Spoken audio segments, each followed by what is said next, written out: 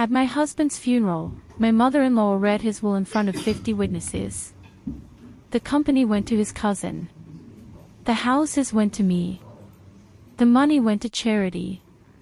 Then she placed a 5-month-old baby in my arms. My husband's illegitimate son. Everyone waited for me to break down. I smiled. They didn't know I had tampered with the surrogacy agreement 3 years ago. The child in my arms was my biological son, mine and my late ex-boyfriend's. Buried in the will's fine print was a secret clause. If the child was proven not to be his, everything reverted to me. My mother-in-law thought she controlled the board. My husband thought he had fooled everyone. My best friend thought money could buy her. They were all wrong. The real hunter never rushes to spring the trap. It rained the day of my husband's funeral. A thin, persistent autumn drizzle that seeped into your bones. Raindrops drummed against black umbrellas like a clock ticking. I stood at the front, a 5-month-old baby cradled against my chest, watching my mother-in-law Margaret Thornton accept the ebony urn from the pastor. Her back was ramrod straight, her silver hair swept into an immaculate chignon. She wore black pearls, real ones. I knew because she had once made a point of telling me their provenance. A gift from William's father. Irreplaceable. Just like her son was supposed to be. William Thornton. 36 years old. His silver Mercedes had kissed a concrete barrier at 90 miles an hour. No skid marks. The coroner called it an accident. I had my own name for it. Margaret turned to face the mourners. Her eyes swept over them like a searchlight, cataloging who had shown up, who would be useful, who would be cut loose. She landed on me last.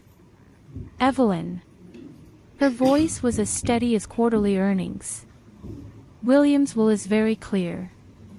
Mr. Harrison, the family lawyer, handed her the envelope with trembling hands.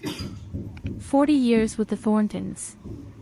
Parkinson's, or nerves, I couldn't tell. The seal cracked in the quiet cemetery. Page 1, the company to Edward Thornton, William's cousin. Page 2, 3 properties to me, generous, on paper, though the taxes alone would devour me. Page 3, all liquid assets to the family foundation Margaret controlled. A murmur rippled through the crowd.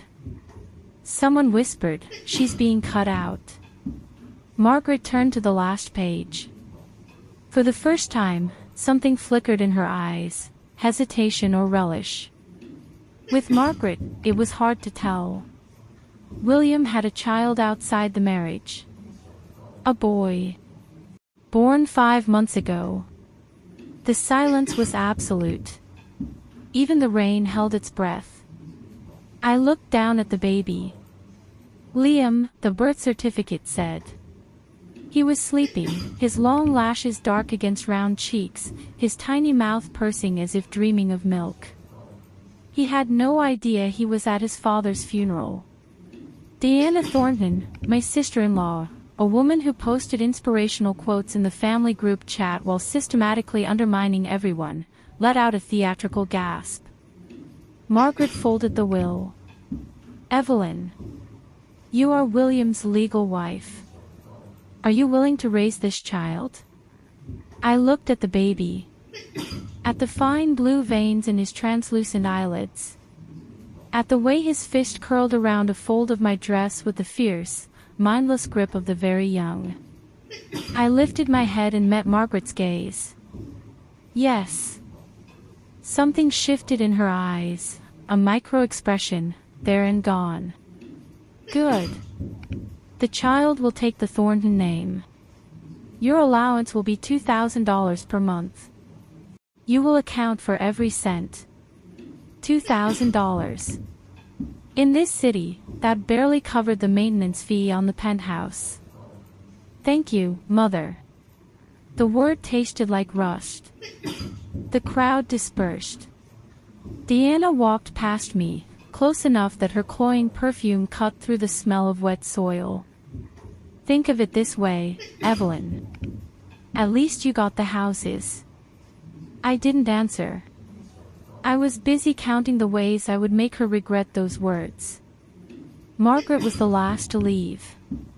Her driver held the door of the black Bentley. She paused before getting in. Evelyn. Remember who you are. A Thornton daughter-in-law. I understand. The door closed. The Bentley pulled away, its taillights bleeding red through the rain. The baby stirred against my chest. I shifted my weight, rocking him automatically. Don't worry, sweetheart, I murmured. The show's just getting started. That evening, I brought Liam home to the penthouse, 2,000 square feet of marble and floor-to-ceiling windows.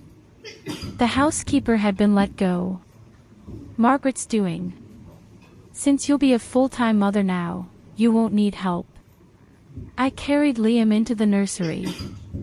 Pale blue wallpaper already peeling at the corner.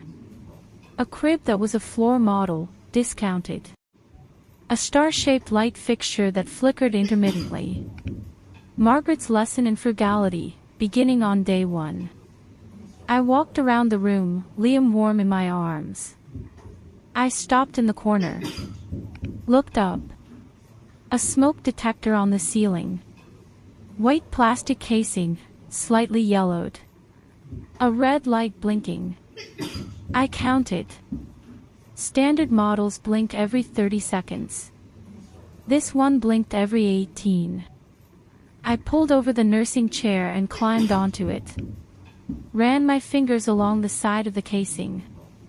Tiny holes, smaller than pinpricks, arranged in a neat grid. A micro camera. I stepped down.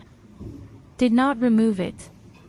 Instead, I sat in the nursing chair, unbuttoned my blouse, and began to feed Liam. He latched on with fierce, unthinking hunger. I stroked his cheek with one finger. Margaret, I whispered to the camera. You think I'm the prey. You're wrong. At midnight, when Liam was asleep, I opened the bottom drawer of my dresser. Beneath neatly folded cashmere sweaters was an old Nokia. Prepaid. Registered to a name that didn't exist. Only one contact, Frank. Frank Zhang. My father's old CFO.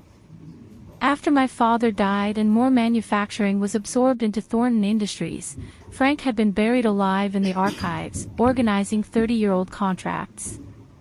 Margaret's way of neutralizing him.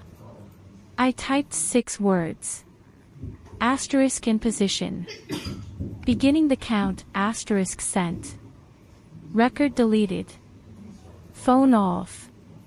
Hidden again. I pulled out an old photograph.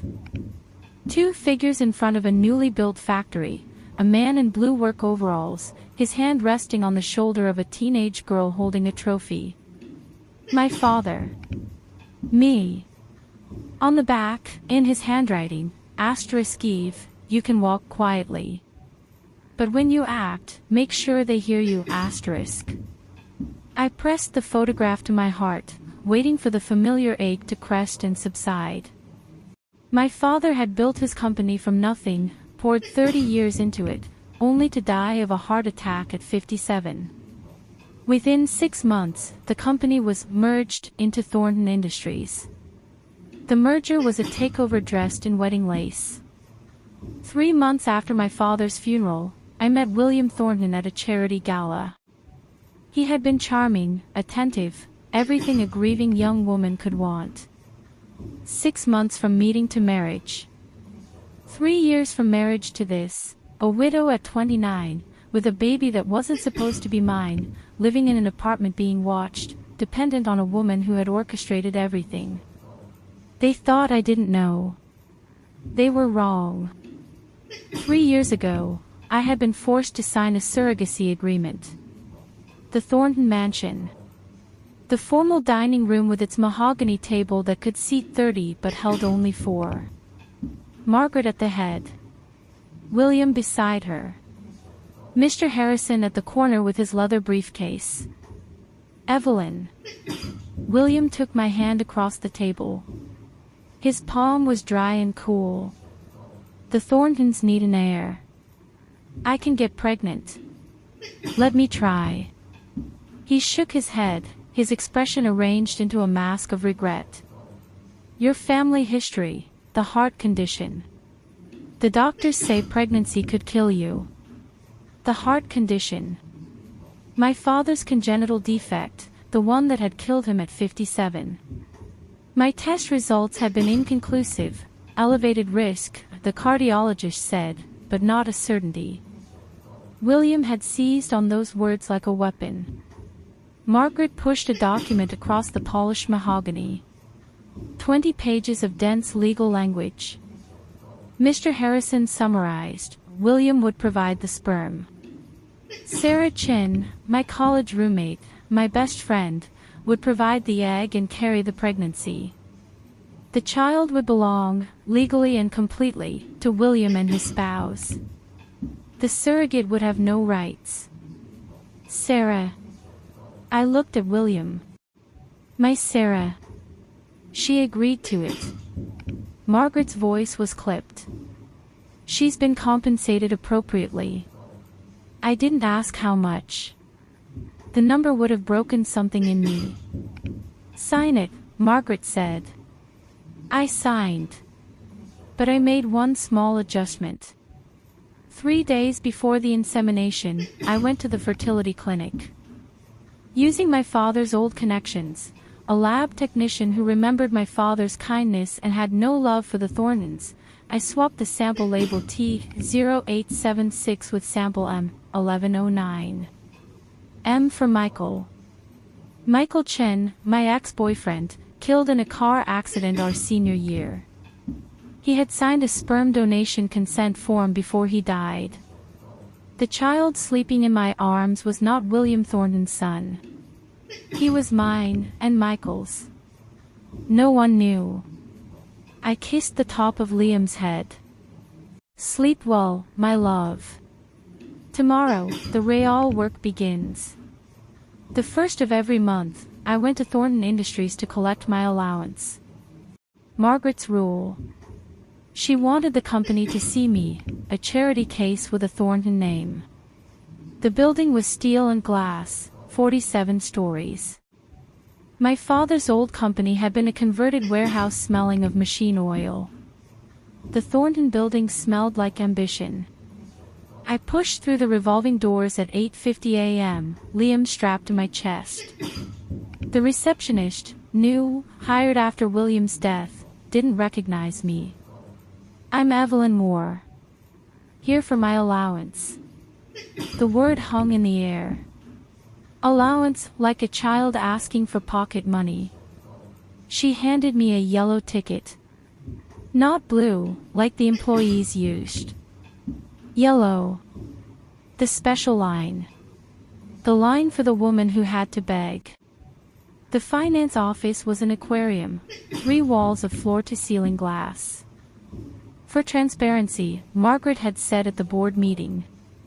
What she meant was, I want everyone to watch you. The woman behind the desk was young, early 20s, high ponytail, nervous eyes. Tiffany. Margaret's great-niece on some distant branch. She handed me a thick manila envelope. Your monthly disbursement. She also slipped me a note, folded into a tiny square. Her eyes flicked to the corner of the ceiling. Another camera. I sat in the center of the glass room, on display, a specimen in a terrarium, and counted. Slowly. Deliberately. Every 10 bills, I licked my thumb. Vulgar. Margaret would find it physically painful to watch. I wanted her to see every graceless moment. First count, 198 bills. Tiffany, this is short. Her face went pale. She counted. 2 missing. She pulled 200s from her own drawer. Margaret would dock her pay, and added them. The second count took 15 minutes. Halfway through, Liam woke and cried. I nursed him right there, while employees walked past and pretended not to look. I signed the receipt. Purpose: for the maintenance of Liam Thornton.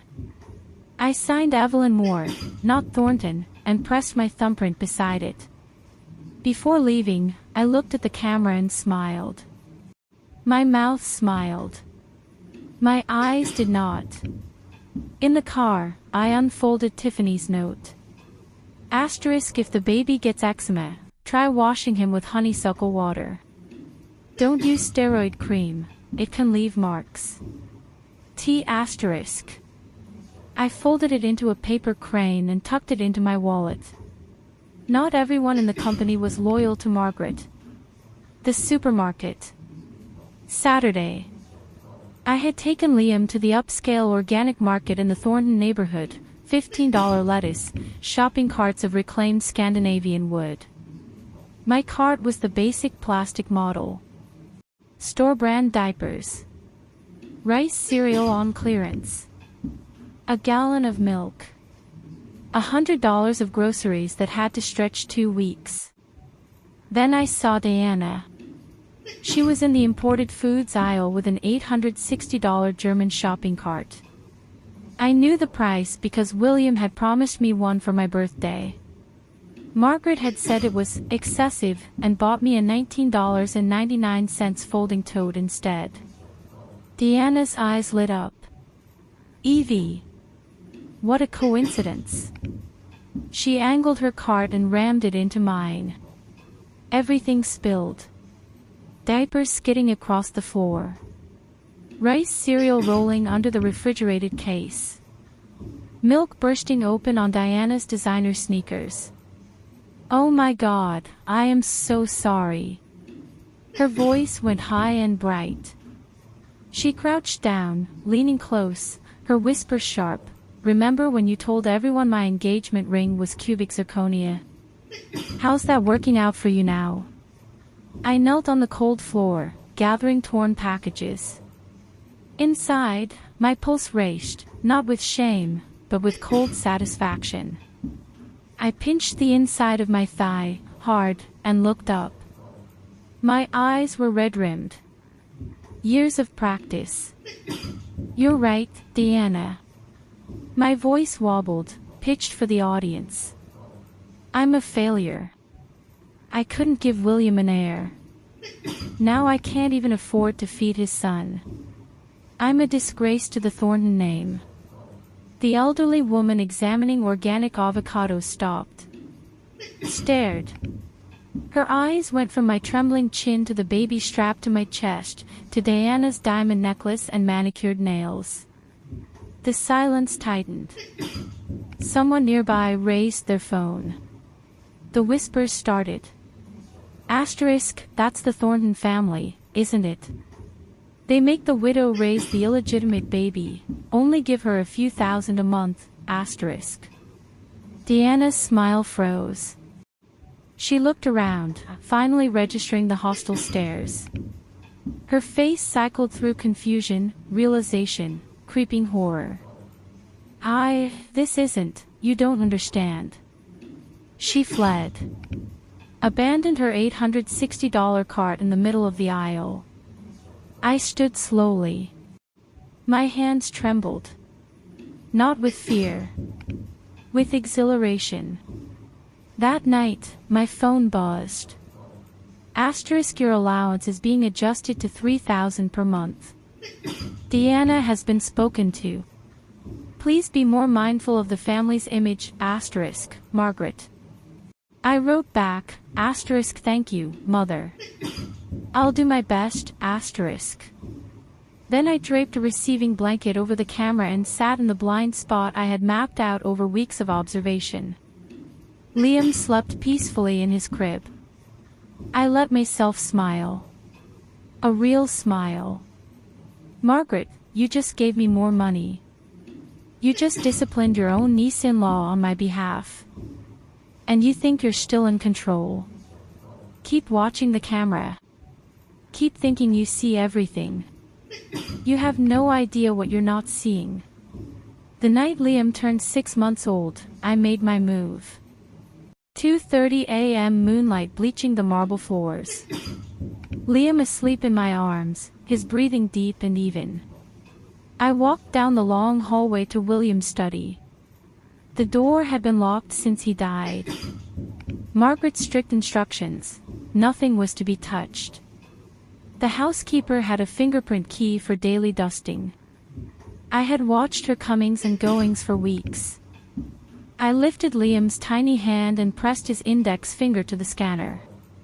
Green light. The lock clicked. William had registered his son's fingerprint. Sentiment or control, I would never know. I slipped inside. Used a small nightlight, its warm glow just enough to illuminate the desk.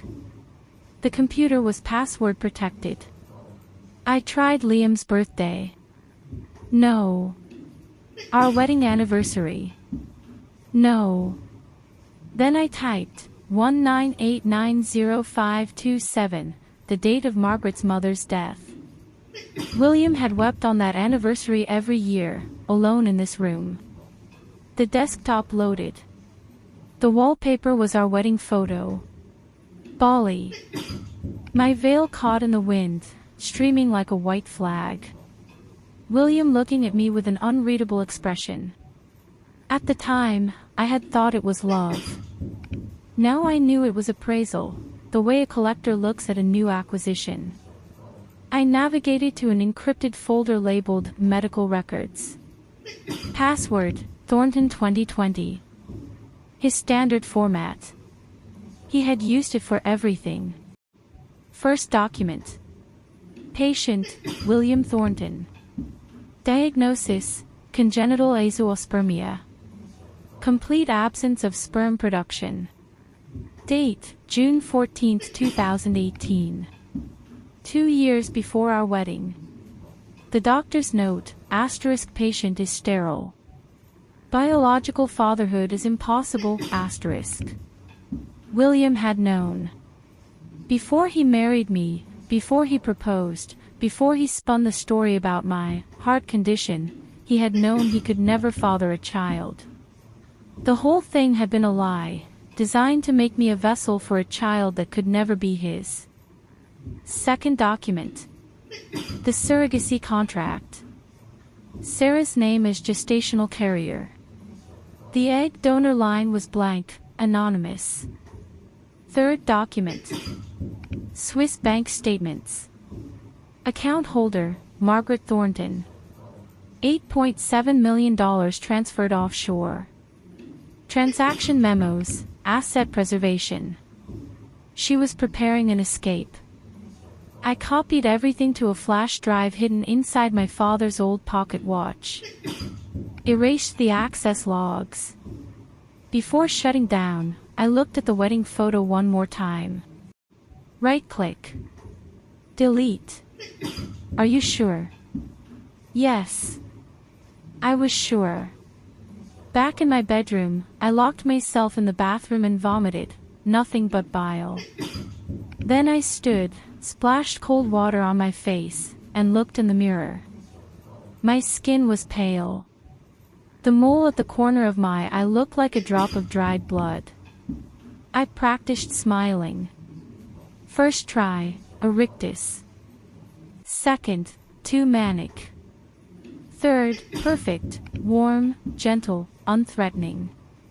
The smile of a woman who knew exactly what she was doing.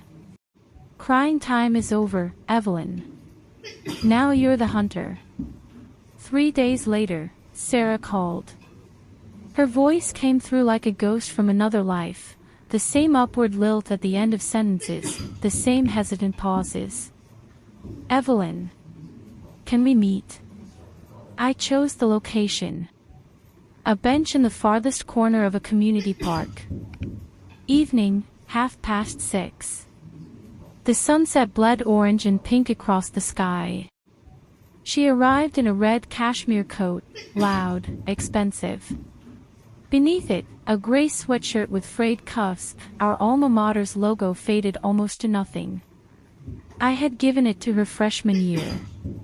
She was sending me a signal. She sat, leaving 6 inches between us. From her purse, she pulled a pack of cigarettes. Offered me one. I shook my head. You quit. When I was trying to get pregnant. Her hand trembled. Ash dropped onto the back of her hand and she flinched but didn't brush it away. She placed a manila envelope between us. Margaret pays me to report on you. $500 a week. Who you see. What you buy. How much the baby weighs. I watched a boy in the distant playground building a sandcastle. What do you want, Sarah? Money. A lot of it. And an apartment where the landlord doesn't threaten to evict me every month. I pulled out a document folder from beneath the stroller seat.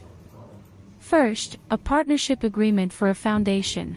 Sarah would hold 15%. Second, a witness protection agreement, legal team already on retainer. Third, a photocopy of an old photograph. Our college relay race. Sarah mid-stride, face contorted with effort, reaching back for the baton. She had twisted her ankle and refused to stop. We won. The banner behind us, fearless youth. She stared at the photo. Her cigarette burned down to the filter. When did you know? At the funeral. You stood at the very back, in the rain. You covered your mouth with your right hand, just like when you broke your arm in high school and were trying not to scream. 2 full minutes of silence. The playground emptied. The park lights flickered on. What do you need me to do? I handed her my father's pen, a Mont Blanc, engraved with Moore. First, keep feeding her false information.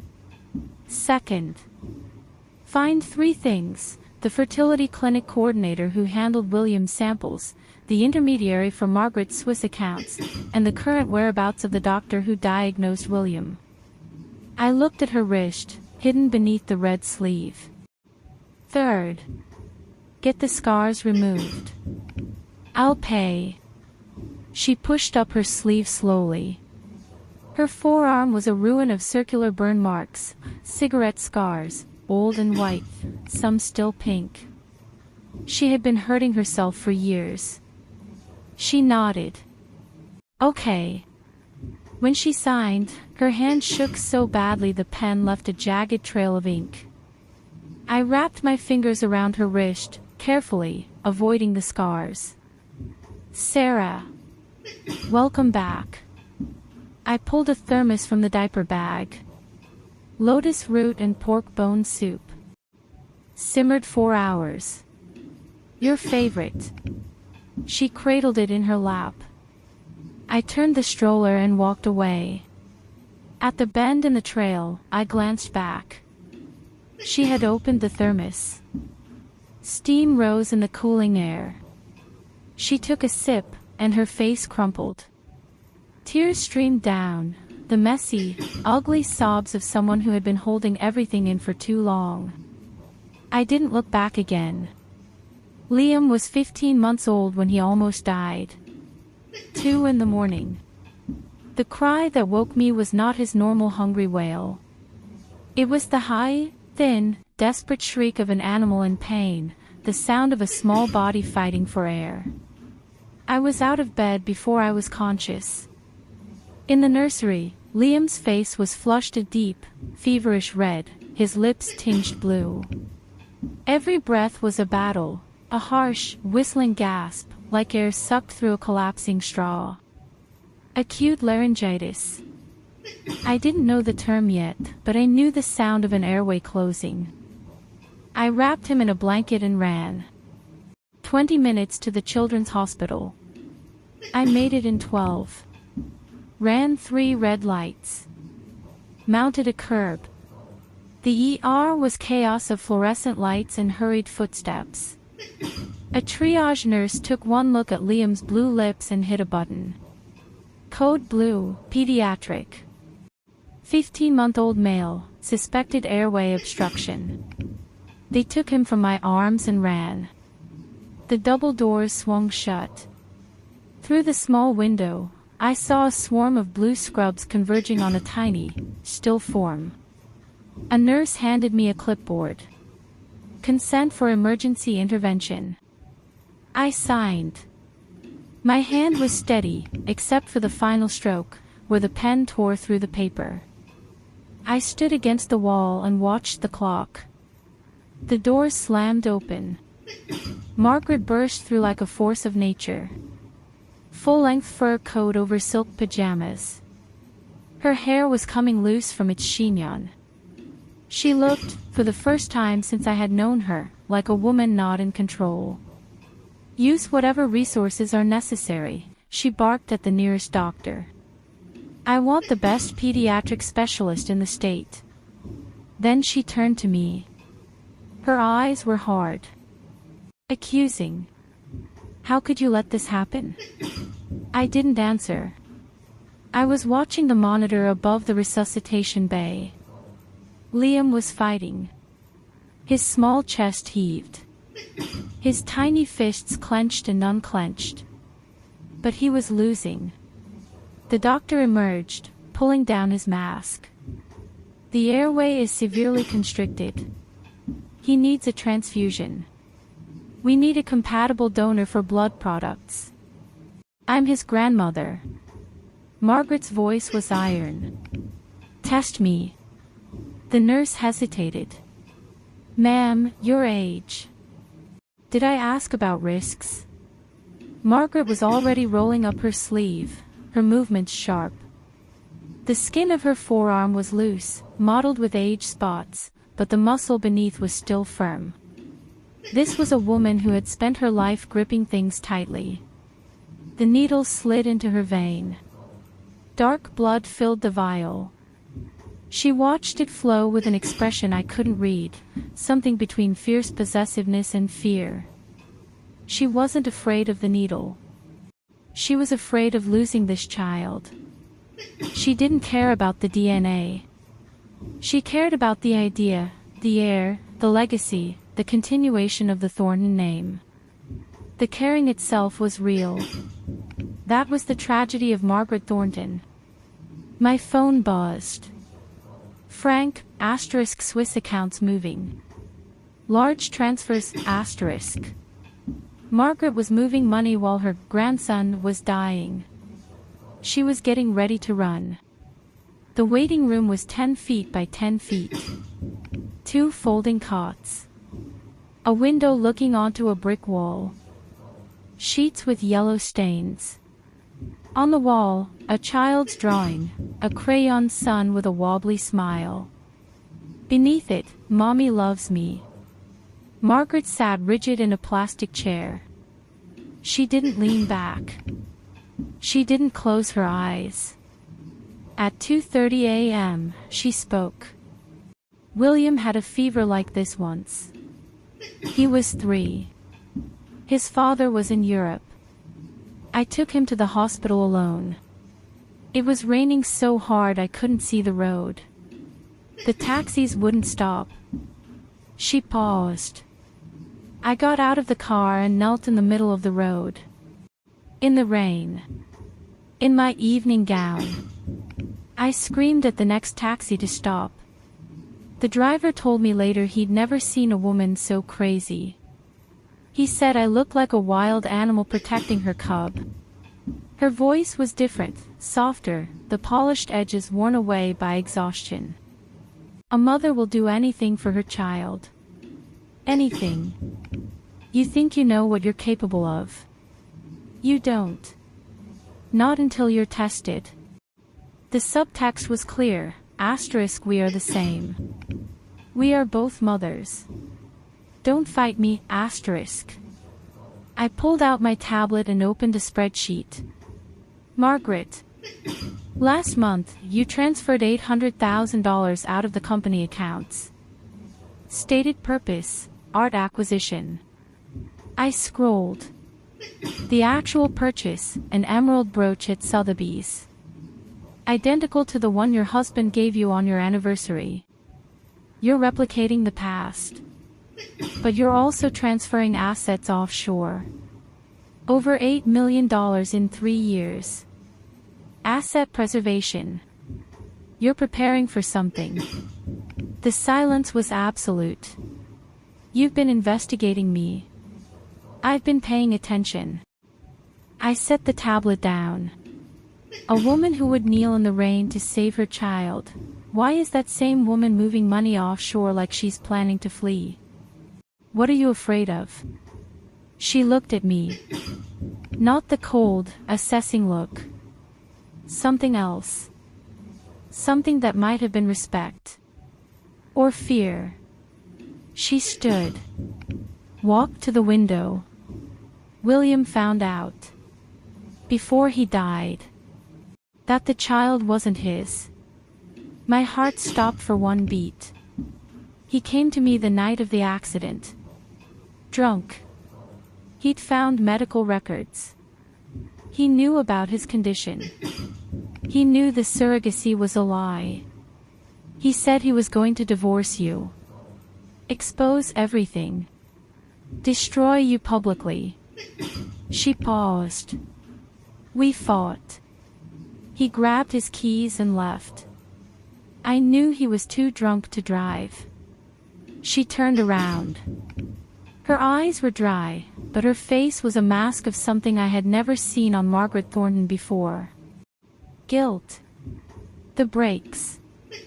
I had them tampered with earlier that week. Not to kill him. I wanted to create a minor accident, something to keep him hospitalized. Long enough to cool down. To convince him not to go public.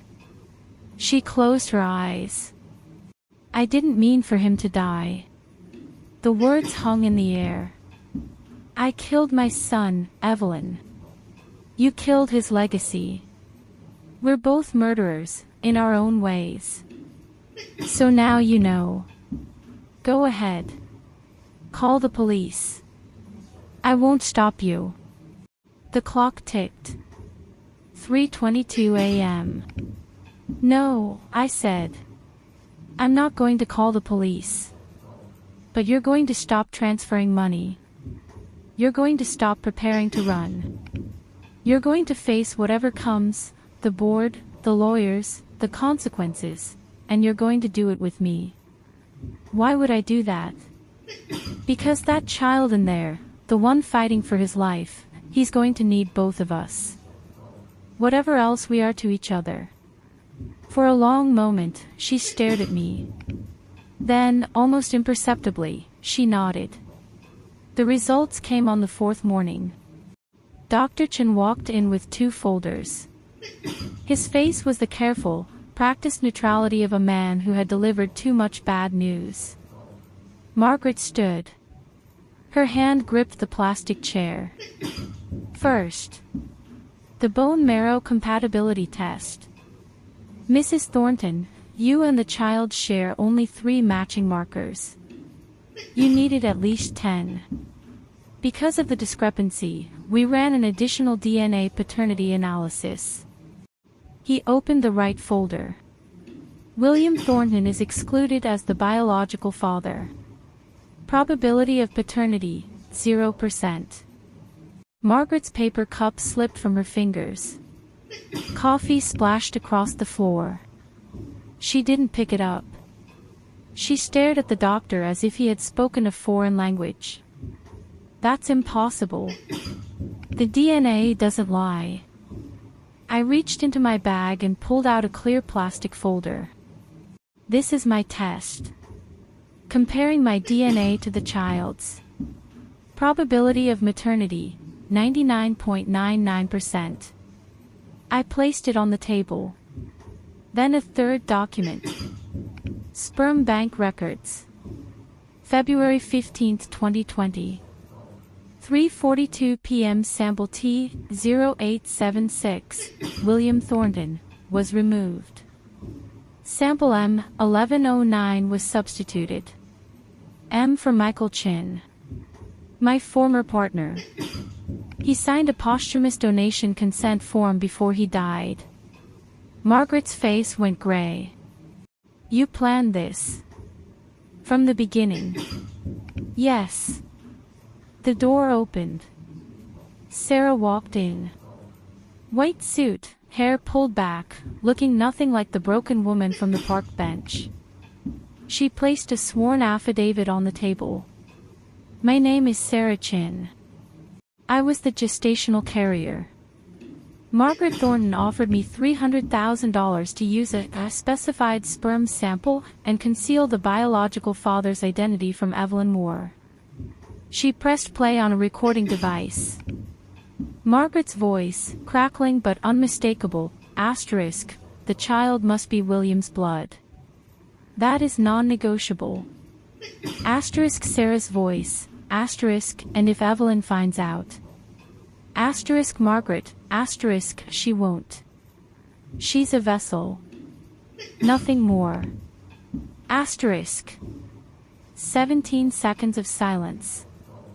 I counted. I walked around the table and bent down beside Margaret's chair. Not a threat. A whisper. Margaret. You once told me blood was the only thing that mattered. Now I'm using your own rules to beat you. This child is my blood. My son. He has nothing to do with William. Nothing to do with you. I straightened. Mr. Harrison. Please read the supplementary clause. The old lawyer opened his briefcase. His hands shook, but his voice was steady. The last will and testament of William Thornton contains the following clause. If DNA testing establishes that the child known as Liam Thornton is not the biological offspring of the testator, all assets, including 38% of Thornton Industries common stock, 7 residential properties, and all liquid assets, shall pass in their entirety to Evelyn Moore. This clause supersedes all previous wills. Based on today's findings, it is now in effect. Margaret stared at me. Then she laughed, a dry, hollow sound. The laugh of someone who had played a 40-year chess game and just realized they had been checkmated. You've won the money. But you can't win the board. Those old men will never accept a woman. I smiled. Watch me. 1 week later, the board convened. I arrived 15 minutes early, taking the seat at the far end, the junior analyst spot. I set up my laptop and waited.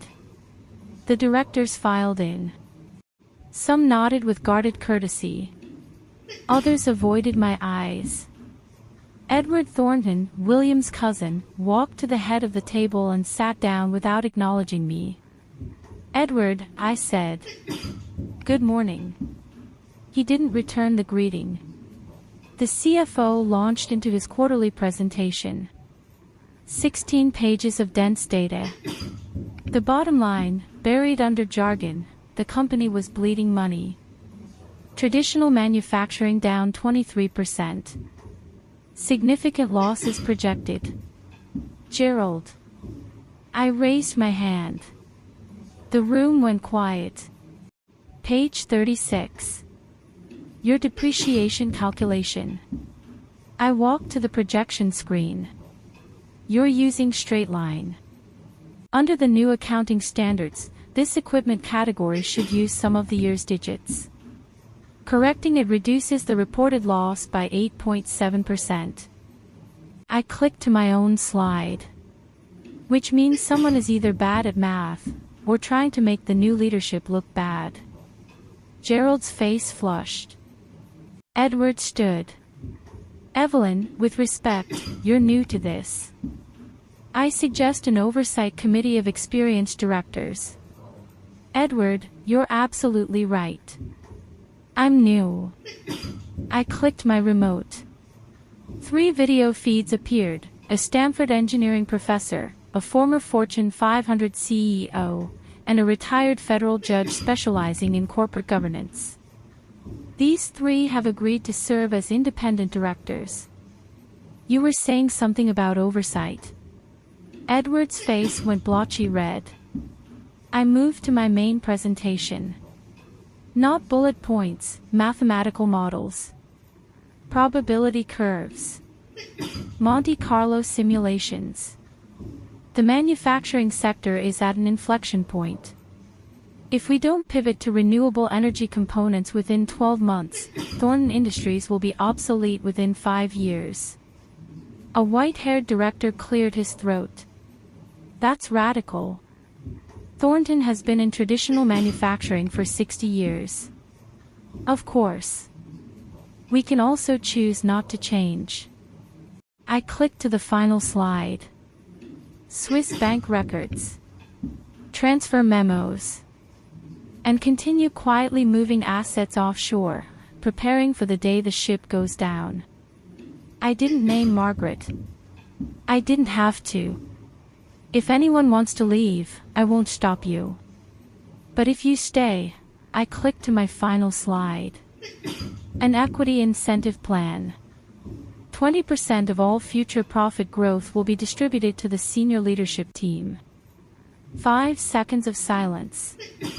Then applause. It started at the far corner, Xiao, the youngest director, who had been pushing clean energy for years. Then another. Then half the room was clapping. Edward walked out. He stumbled on the doorframe and kept going without looking back. I spoke for 2 hours without notes. When it was over, I let myself lean on the edge of the table for 3 seconds. My knuckles white. Then I straightened up and walked out. In my office, William's old office, now mine, I locked the door. My hands were shaking. The asthma was back, my chest wrapped in iron bands. I fumbled for my inhaler and took 2 deep puffs. Outside, it was raining. I pulled out my father's photograph. First step is done, Dad. There's a long way to go. But the first step is done. A month later. The government clean energy tender. $60 million. 3 companies shortlisted. Thornton Industries was one. Edward had not given up. He allied with 2 competitors, planning to accidentally leak our bid. I knew before he did. Sarah had been feeding me intelligence for months. Edward's secretary was sleeping with one of our junior analysts. His IT contractor had done work for my father years ago. The week before the presentation, Edward's inside man copied what he thought was our final bid from the server. It was a decoy, version C, full of carefully planted errors and one glaring technical contradiction. The real bid was handwritten in a notebook that never left my person. The final version was printed 30 minutes before I walked into the room. The day of the tender. Thornton drew the last slot. The first competitor presented. Their cost estimates matched my version A decoy exactly, inflated 20%. The evaluators frowned. The second competitor matched version B, conservative, bloated. The head evaluator, a woman with steel gray hair and 30 years of engineering experience, was openly frowning. Edward presented third. His polished PowerPoint laid out Thornton's innovative proposal, my version C, stolen wholesale, down to the typo I had inserted in the executive summary. The evaluators exchanged glances. Then my turn. My assistant rushed up, face white. Ms. Moore, our presentation file, it's been corrupted. The entire PowerPoint is gone. I straightened my blazer. Use the backup. I walked to the podium. Ladies and gentlemen, I apologize. My computer was attacked by malware this morning. So instead of a glossy presentation, the screen flickered. Plain text. Black background. White letters. I call it 19 Truths About the Clean Energy Campus Project. I spoke for 50 minutes without notes. every number recited from memory. When I cited a paper, I gave the author, year, journal, and page number. At the 8th point, I paused. 3 members of this committee have had their work cited in my proposal. Thank you for your foundational contributions. The 3 evaluators sat up straighter. But I pulled up their original papers with data points highlighted in red. I reran your datasets through a Monte Carlo simulation. The deviation is less than 2%, but in a project of this scale, 2% is the difference between on budget and overrun. They looked fascinated. Dr. Morrison was already pulling out his reading glasses. At the 15th point, I pulled up surveillance. Image 1, Edward's assistant copying files from our server at 11:47 p.m., 3 days before the tender. Image 2, the malware's IP address, traced to a competitor's server. Image 3, Edward sharing a drink with evaluation committee member B, the evening before the tender announcement. The room went deathly quiet. Of course, I said, with a serene smile, these could all be innocent coincidences. I make no accusations. I merely present the facts. The last 4 points were a new proposal, based on a model my father had sketched on a napkin 15 years ago. An integrated geothermal photovoltaic system. Carbon negative within 5 years. The head evaluator took off her glasses. She had stopped taking notes and was just listening. The committee scored the bids. Thornton Industries, first place. 11 points ahead. Edward walked out. He tripped on the carpet. I reached out to steady him. He flinched. You knew. The whole time. You knew. Edward. Do you know what my father used to say? Smart people use open moves. Only fools rely on secrets. Everything I did today was an open move. That evening, the board voted unanimously to remove him. I had my assistant catch him in the parking garage. An envelope, a one-way ticket to New Zealand. A check for $50,000. A letter offering safe passage, on the condition he never return. This is humiliation, he hissed. This is mercy, I replied. The alternative is a federal investigation. 10 seconds. He took the envelope. That night, we celebrated on a rooftop bar. Champagne, congratulations. My glass held pomegranate juice. When the toasts were done, I slipped out to the balcony. The city sprawled below. The wind was cold, cutting through my blazer. I called the care facility. Margaret Thornton's room. A pause. Breathing on the other end. I didn't speak. Neither did she. The nurse's voice, Mrs. Thornton nodded. She's nodding. Once. I hung up. Sarah appeared beside me. What are you thinking about? My father. If he could see this, he'd say, that's my girl. No. He'd say, Eve, are you tired? A single tear slipped down my cheek. The wind caught it before anyone could see. 2 years later. The company went public. The stock exchange, marble floors, soaring ceilings, a giant ticker screen. The brass bell polished to a mirror shine. Liam, 3½, stood beside me in a custom-tailored suit. Mommy, is this a party? Yes, sweetheart.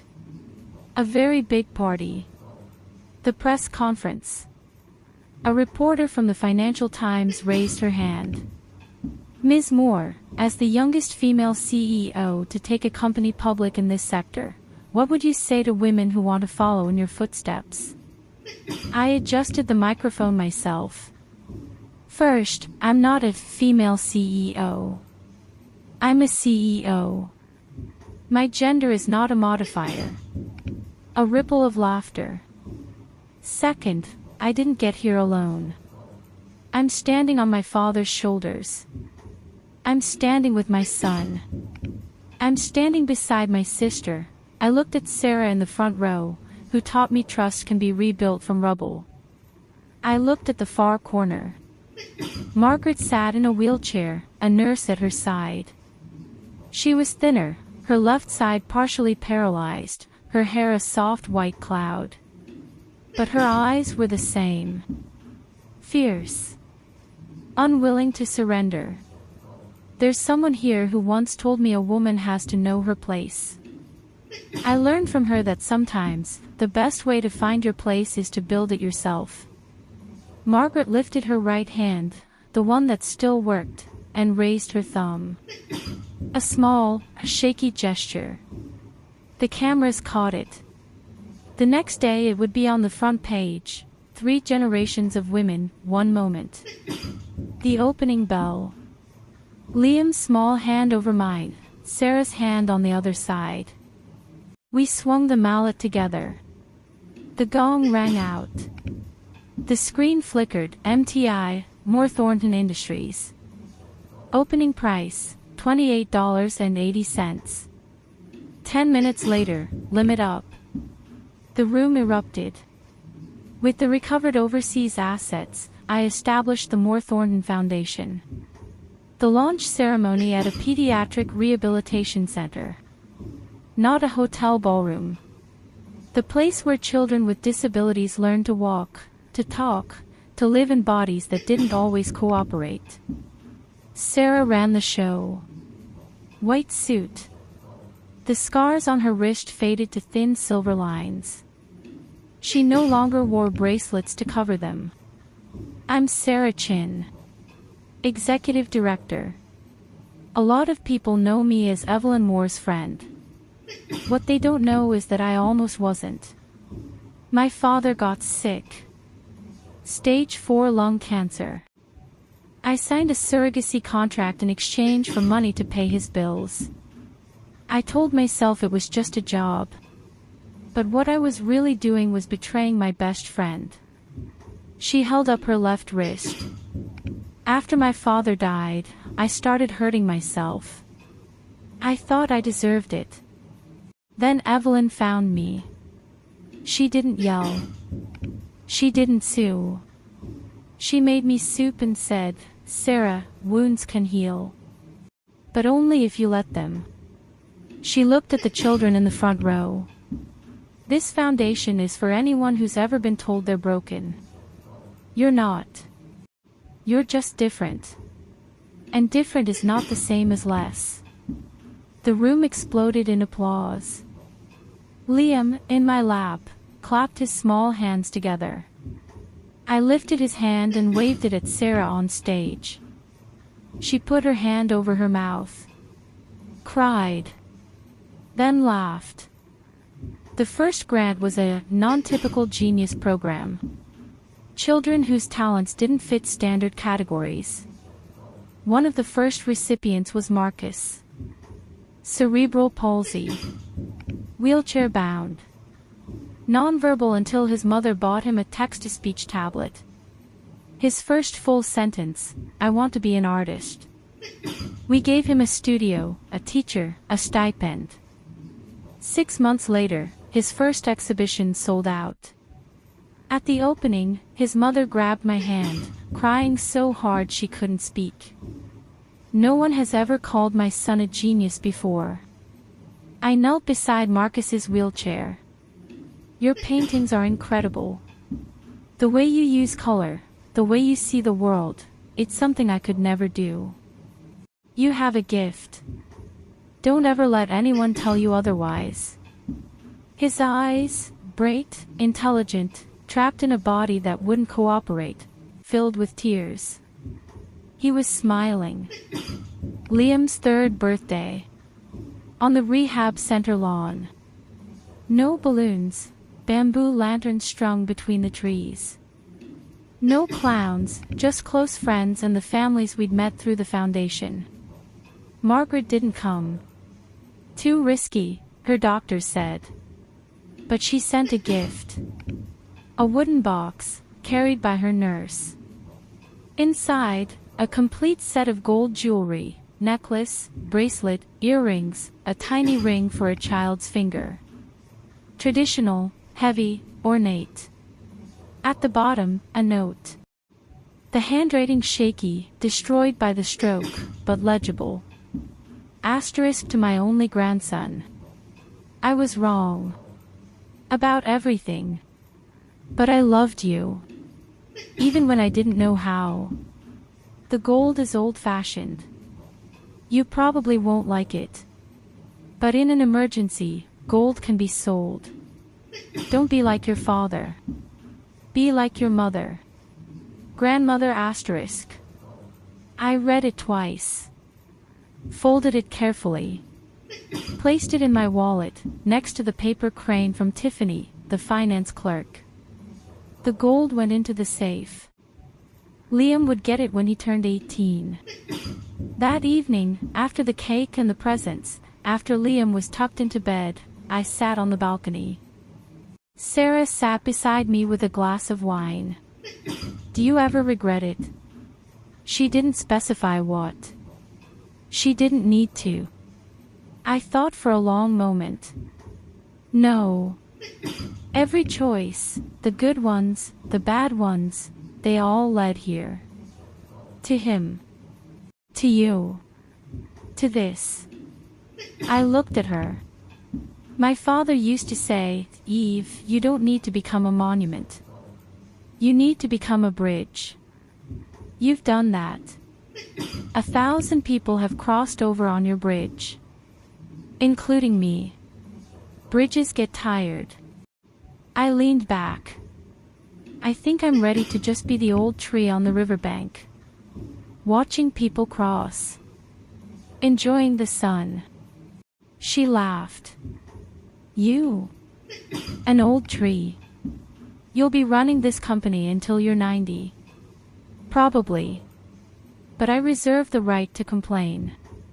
The call came in the deep cold of winter. Margaret had suffered a second stroke. Nothing more the doctors could do.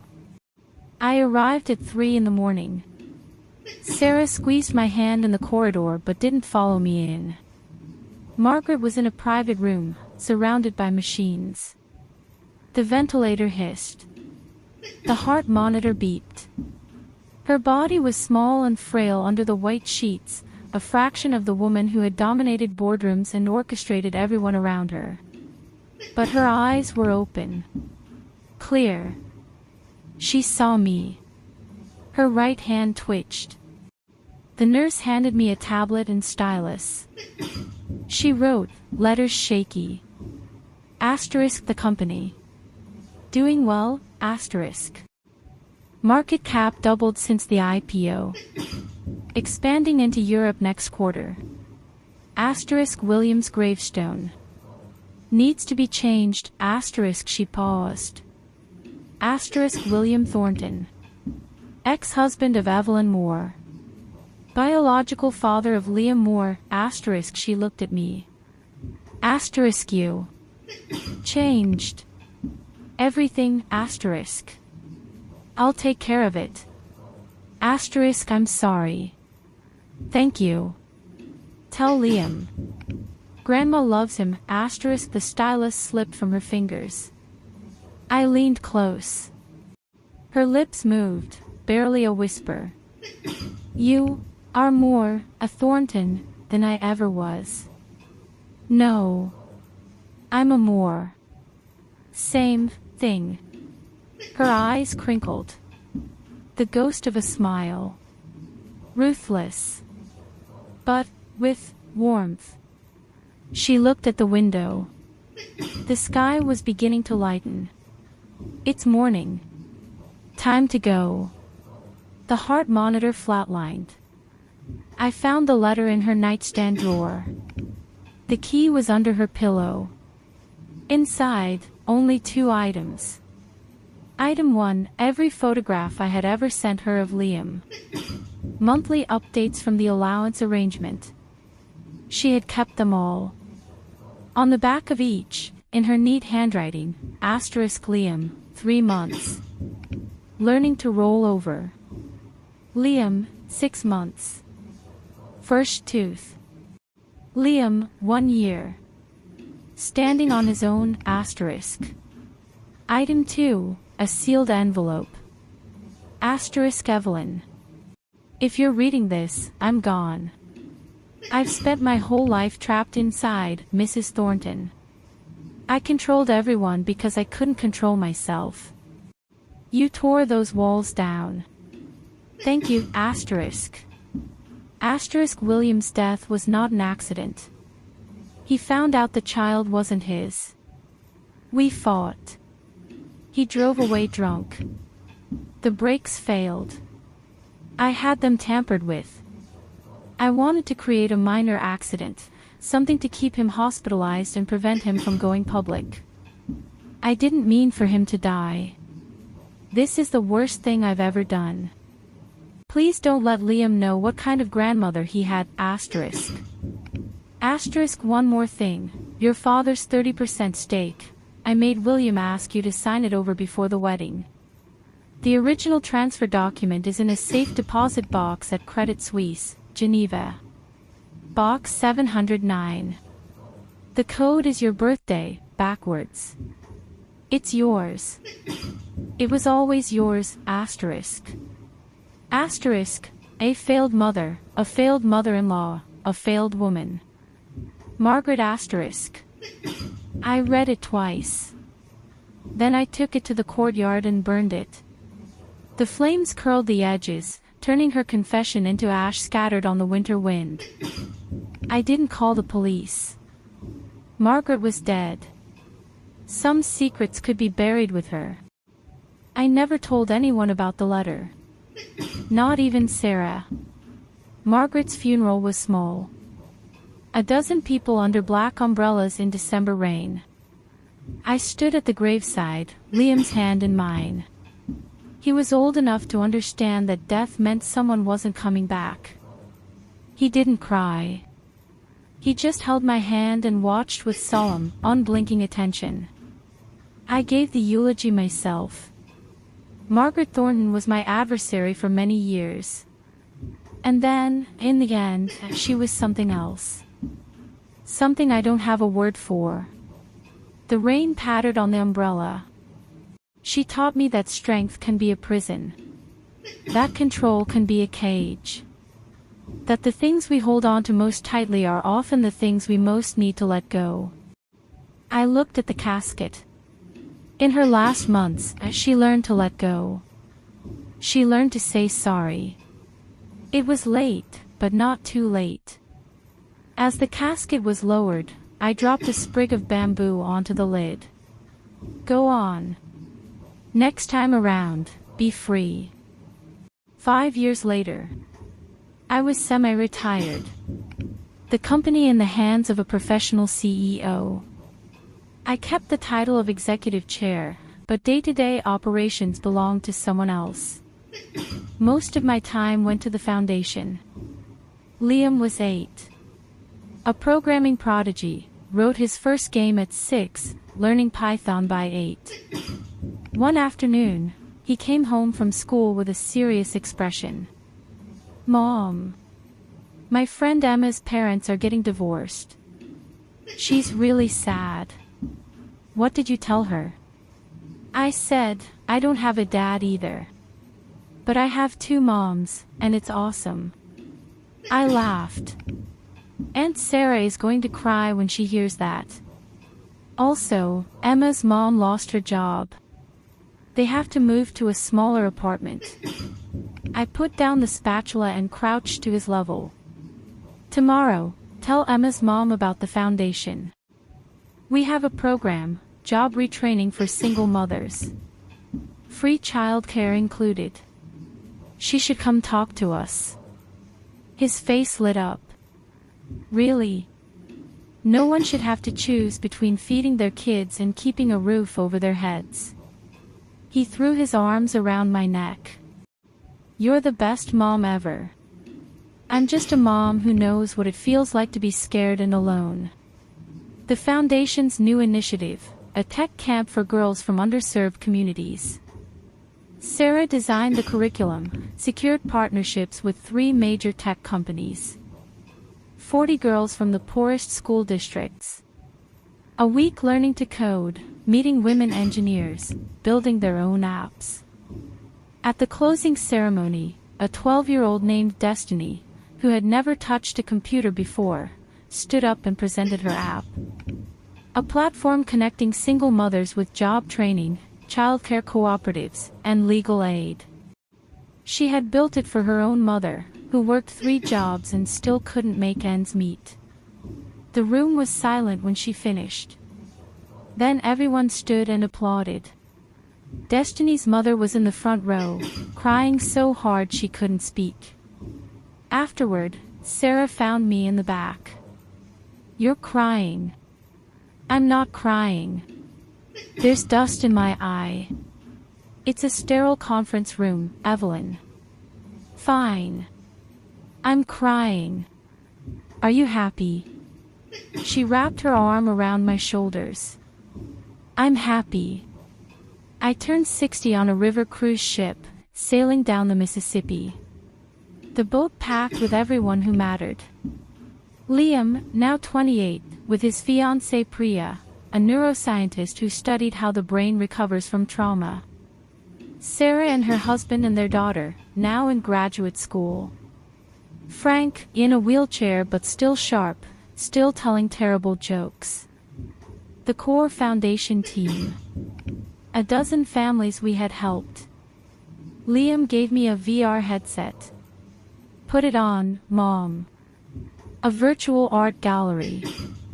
White walls. Skylights. Sunlight streaming down. On the walls, hundreds of paintings, photographs, sculptures. Every piece created by a woman the foundation had supported. Artist statements next to each, * Maria, 45. Single mother of 4. First painting at 43. Lydia, 28. Wheelchair user. Self-taught digital artist. Keisha, 36. Escaped domestic violence. Now runs a community art program, *. I walked through for almost an hour. When I took off the headset, my face was wet. That is the best birthday present I've ever received. Priya handed me a paper. This is my gift. A study published in Nature Neuroscience. Post-traumatic growth in women. I used your foundation's data. I pulled her into a hug. Welcome to the family. The cake came out. 60 candles, flickering in the river breeze. Make a wish, Mom. I closed my eyes. I didn't wish for anything. Wishes were for people who didn't know what they wanted. But I made a quiet promise, * keep building bridges. Until you can't anymore.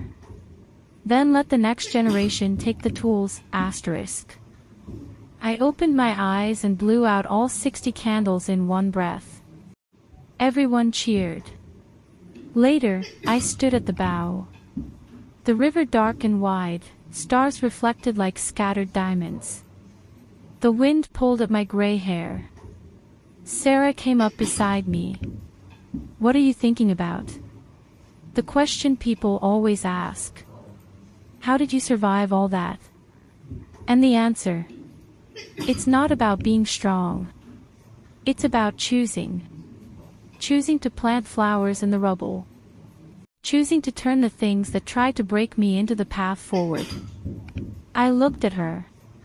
It's about choosing to build, even when everyone wants to tear you down. And now the flowers are blooming. The path is clear. I can rest. But you won't. But I won't. I leaned against the railing and watched the river. Behind us, my son was dancing with his fiancée. Sarah's daughter was taking photographs. The next generation was already building their own bridges. The forest, I thought, was still growing. And it would be growing long after I was gone.